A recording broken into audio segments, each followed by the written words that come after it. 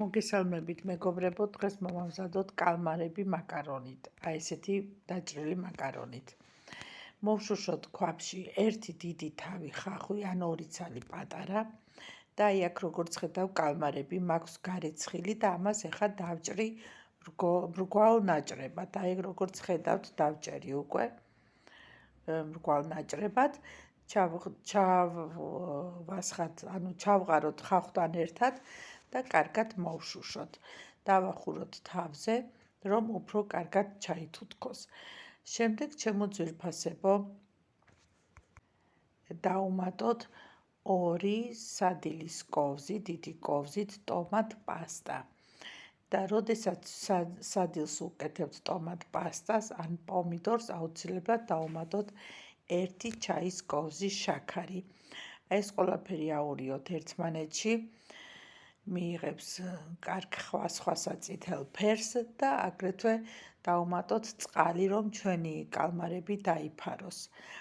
და ვაცადოთ ეხლა, რომ კარგად ცოტა წყალი ათუხთუხდეს და კალმარებმა დაიწყოს მოხარშვა.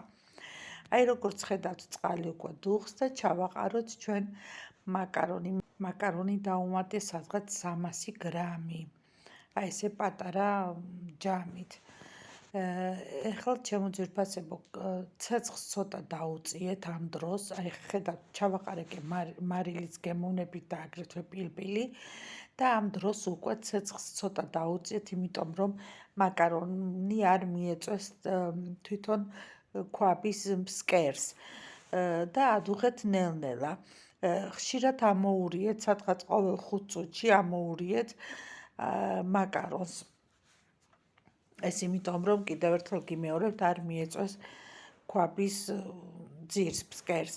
დაახურეთ თავსახური და ნელ ცეცხლზე იდუღოს. აი აქ ხედავთ უკვე, რომ წვენი ამოიშრო ჩვენმა კალმარებმა, ნუ დარჩა საკმარისი წვენი იმდენი, რამდენიც საჭიროა და აი ამ დროს უკვე მე გამოვრთე.